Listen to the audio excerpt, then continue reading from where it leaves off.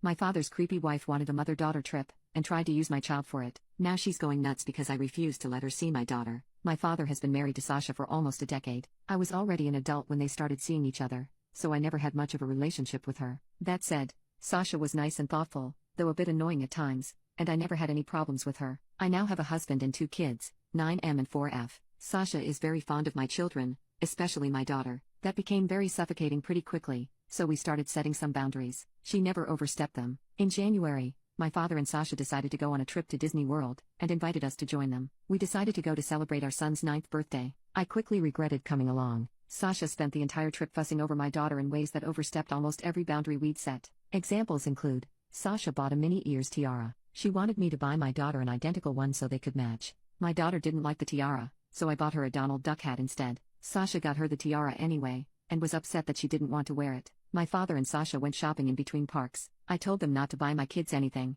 as we still had shopping to do and didn't want to risk making our bags too heavy. Still, Sasha returned with 5 bags of clothing for my daughter, and 2 for my son, saying she couldn't resist it. My daughter wanted a Belle costume to wear at the parks, as that's her favorite princess. Sasha tried to convince us to get her an Ariel costume instead, because that's her favorite. I explained that we never watched The Little Mermaid at home because my daughter is scared of Ursula. Sasha insisted on taking dozens of pictures with my daughter in front of the castle at Magic Kingdom. She also took some with my son, but not nearly as many. She tried to convince us to take our daughter to Bibbidi Bobbidi Boutique. We refused because the prices are crazy and we'd already bought her the Belle costume. She offered to pay, but we held our ground. I later found out Sasha tried to make a reservation anyway, but there was no availability. When we took our daughter to Slinky Dog Dash, her first roller coaster, Sasha tried to sit next to her. My daughter wanted to sit with me, so we switched. She tried to do the same thing in other attractions. At the Muppets Theater, she tried to get my daughter to sit in her lap. Sasha also tried to pick her up while we met some of the characters. There were more instances. The final straw for me, however,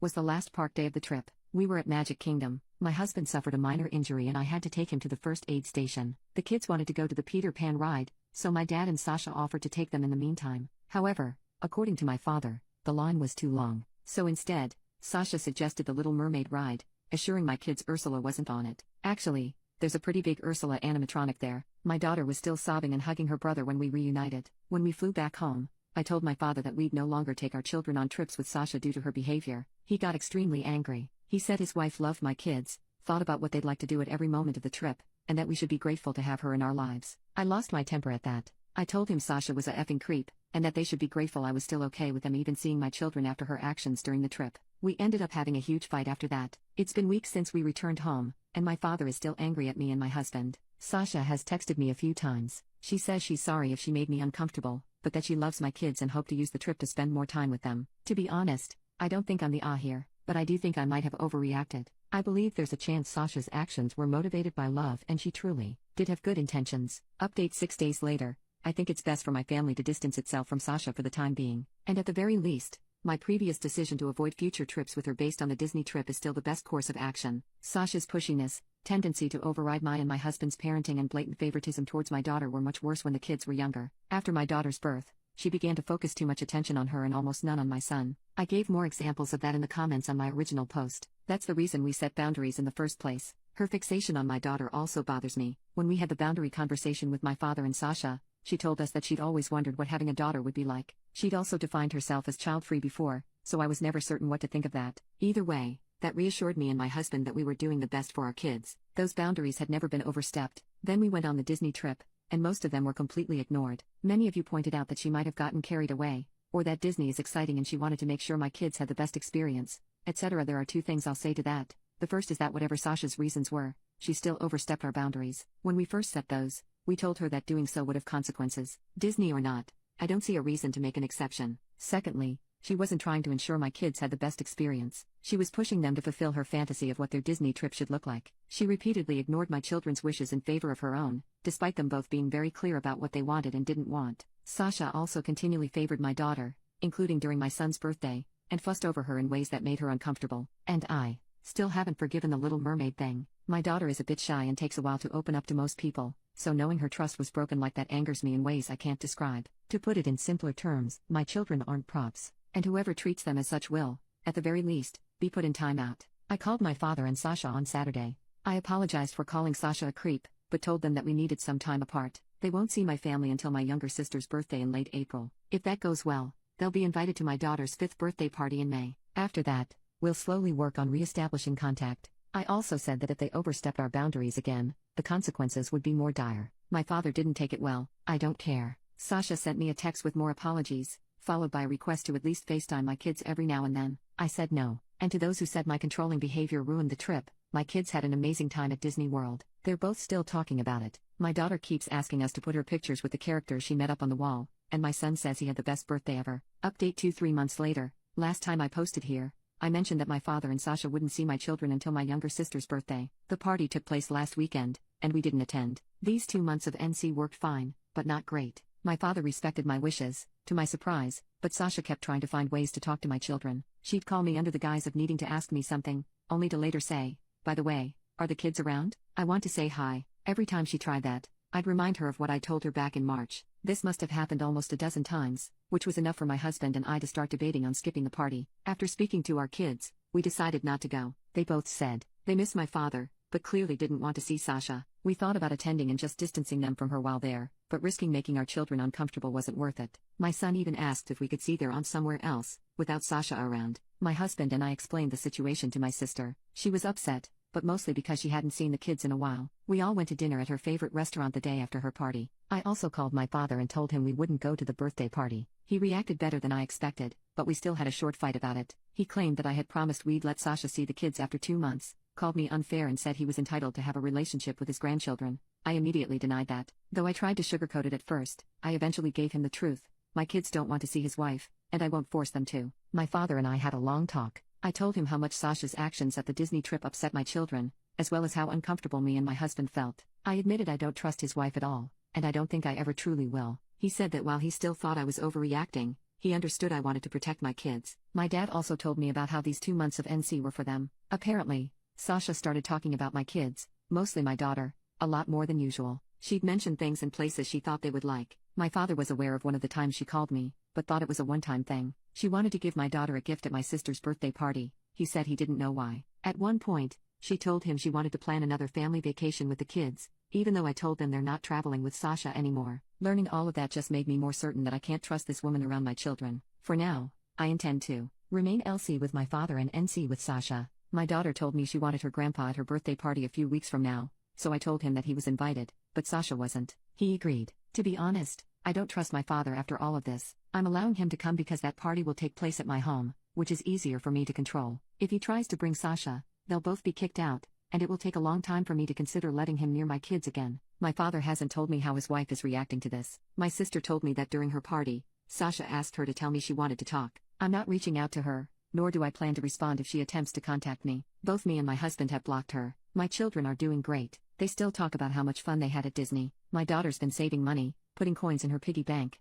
for us to go back. On a completely different note, I'm pregnant again. This was completely unplanned. I always said I wanted 2 kids at most, and the third would have to be a huge accident, but my husband and I are ecstatic. I'm still in the first trimester, so not a lot of people know. We're brainstorming ways to tell our kids. Overall, I'm happy with my life right now, and as much as I wish this Sasha situation had never happened, I feel like a better parent after dealing with it. I have never been more confident in my abilities to protect my children than I am now. Update 3, 7 months later. First of all, my father didn't bring Sasha to my daughter's birthday party back in May. I didn't really think he would. I'd made it very clear I wouldn't tolerate that, but I'd be lying if I said your comments didn't make me a little paranoid. Secondly, I've just entered my 3rd trimester, and the baby will be here in November. The kids are ecstatic. I'm having another girl, but my husband and I are not sharing the intimacy until she's born. This has nothing to do with our families, it's just something we've also done with our first 2. Everyone, including Sasha, knows I'm pregnant. We announced it a couple months ago. I had no problem with my father telling her, though he did ask if he could. I didn't hear much about her reaction,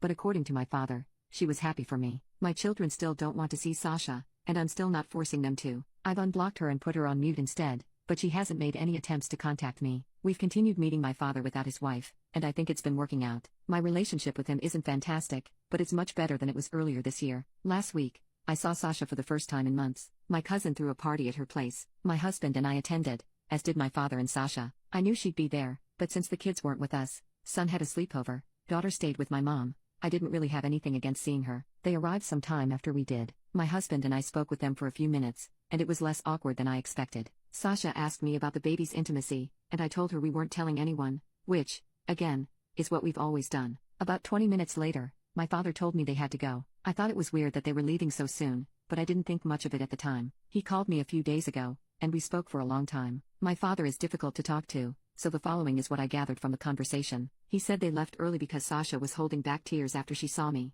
She was sobbing by the time they got to the car. They later had a discussion about it, and Sasha admitted she wanted kids. She married my dad knowing he didn't, but hoped he would change his mind. Apparently, when my son was born, Sasha tried to drop "I want one" hints to my father. He didn't notice it, so she gave up. According to my father, Sasha told him she loved my kids equally, but my daughter was special, because she always imagined herself as a girl mom. That's also the reason why she became such a suffocating presence when my daughter was a baby. When my husband and I started setting boundaries, Sasha realized she was overstepping and agreed to abide by them. To her credit, I think she did a mostly okay job back then, but the favoritism was still obvious enough that my son noticed it. The trip we took was a turning point because Sasha's dream of having a daughter included taking her to Disney World and having her do all the things she liked to do there when she was young. She told my father that having my daughter there was so exciting that she forgot everything I'd said about not overstepping. Sasha wanted a mother-daughter trip, and tried to use my child for it. Sasha said she regretted her actions during the Disney trip, but only because she lost access to my children due to them. And seeing me at the party, all pregnant and pretty, my father's words,